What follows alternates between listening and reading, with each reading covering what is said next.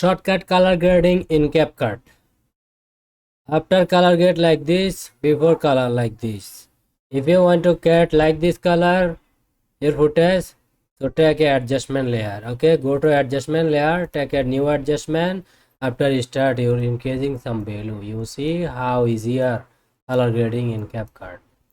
Amazing. Absolutely, CapCut is very funny software. Okay, now I'm increasing dress color also.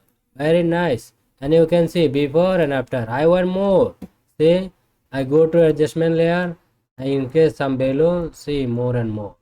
Now, very good. Okay, like this way you can increase color. Say if you want to see before your footage, here is your before footage. You can see before and after color grade. See how different. Lot of different. So friends, I think you got something helpful in this video. Please subscribe the channel for shortcut tutorial, for shortcut tips. Thank you for watching. Stay ahead. Thank you.